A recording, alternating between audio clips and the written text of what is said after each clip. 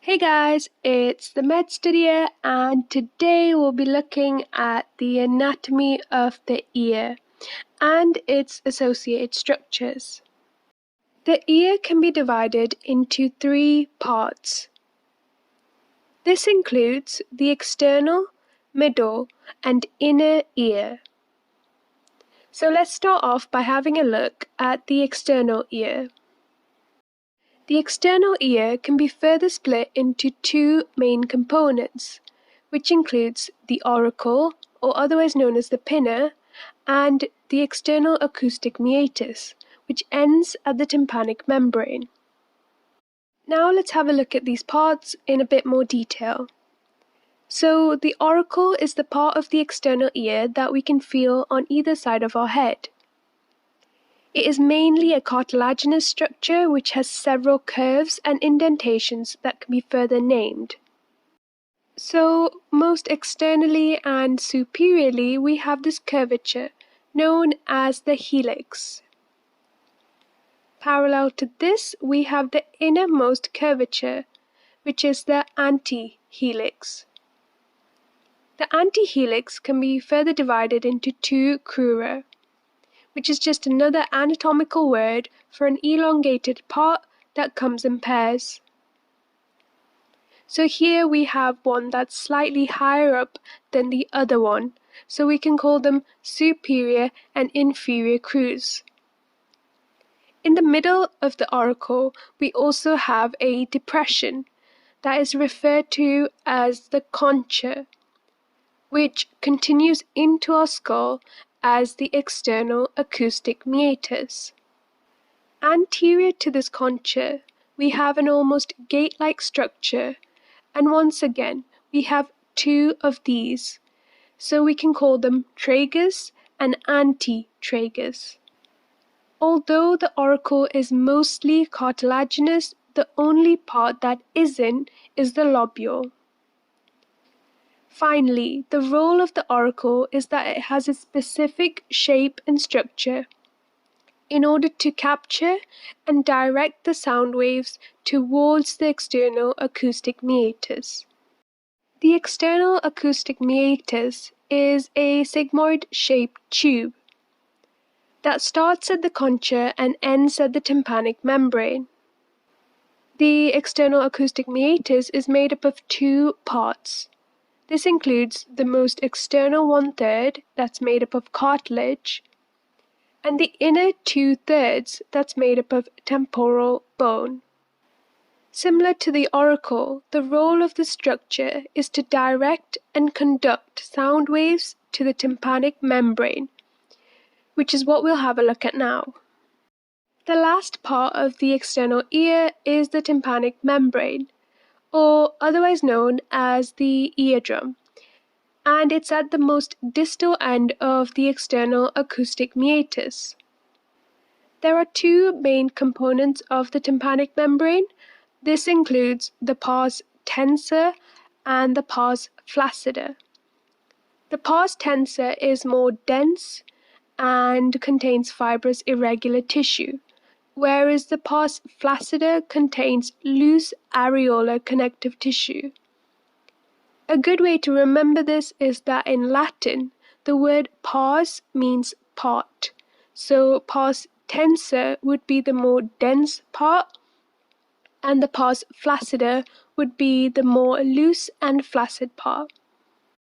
Due to the translucency of the tympanic membrane, we are also able to see some of the structures of the middle ear using an otoscope, as shown in this image over here. So here we can see the pars flaccida and pars tensor, as well as the malleus. The next most medial part of the ear is the middle ear. So now let's have a look at the various structures and functions of the middle ear. The middle ear lies within the temporal bone. It starts at the tympanic membrane and ends at the lateral most part of the inner ear. The main function of the middle ear is to transmit the sound vibrations from the tympanic membrane to the inner ear. The middle ear does this via special small bones known as ossicles. These ossicles include the malleus, incus, and stapes, 3 bones that transmit sound information. They sit at the spaces of the middle ear, known as the tympanic cavity and epitympanic recess. The ossicles function in this way because the bones are connected in a chain, linking the tympanic membrane and the internal ear, as we can see here. But how do these ossicles do this? Well, the sound vibrations cause the tympanic membrane to move and hence cause a chain reaction, signaling to the internal ear. There are 2 muscles within our middle ear which are needed for protection: the stapedius and the tensor tympani. The tensor tympani originates at the eustachian tube and attaches to the malleus, whereas the stapedius attaches to the stapes. They function by contracting when there's a loud noise, in order to dampen the vibrations of the malleus, incus, and stapes. Therefore, there is reduced transmission of the sound in the inner ear. This process is known as the acoustic reflex.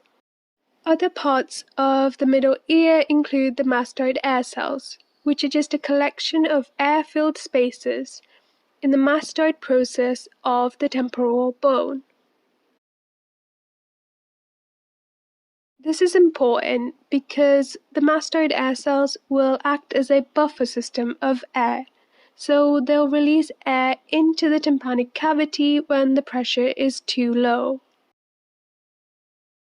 Otherwise known as the pharyngeotympanic tube, the eustachian tube is a cartilaginous and bony structure that connects the middle ear to the nasopharynx, hence the upper part of our throat. The main function of this component is to equalize pressure between the middle ear and the external acoustic meatus. The final part of the ear includes the inner ear, which contains the vestibulocochlear organs. So the components of the inner ear are present in the petrous part of the temporal bone, and it almost looks like a snail shell structure. The vestibulocochlear organs have 2 main functions. One is to convert the mechanical signals from the middle ear into electrical signals in order to provide the information to the brain via the auditory pathway. Secondly, they also help us to maintain balance. So let's have a look at the various structures of the inner ear, as the inner ear can be split into the bony labyrinth and the membranous labyrinth. The bony labyrinth is a series of bony cavities, and it's made up of the cochlea, the vestibule, and the 3 semicircular canals. So inside of the bony labyrinth, there's a fluid known as perilymph, and the membranous labyrinth floats within this fluid. As we've mentioned before, the membranous labyrinth lies within the bony labyrinth, and it consists of the cochlear duct, semicircular ducts, the utricle, as well as the saccule. The membranous labyrinth also contains a special fluid known as endolymph. Now let's have a look at these components of both of these labyrinths in a bit more detail. The cochlea is the part of the inner ear dedicated to the sense of hearing. It has a long spiral shape and almost like a snail's shell. The perilymph of the cochlear duct can be split into 2 parts: the scala vestibuli, which opens up into the vestibule, and the scala tympani, which opens up into the round window. Since the cochlea is a spiral shape, The point at which the scala vestibuli and the scala tympani meet is known as the helicotrema. The semicircular ducts are present in the semicircular canals, and they share the same orientation. So we have 3 semicircular canals and ducts in each ear: the anterior, horizontal, and posterior. They're all set at right angles to each other, almost like the lines at the edge of a cube.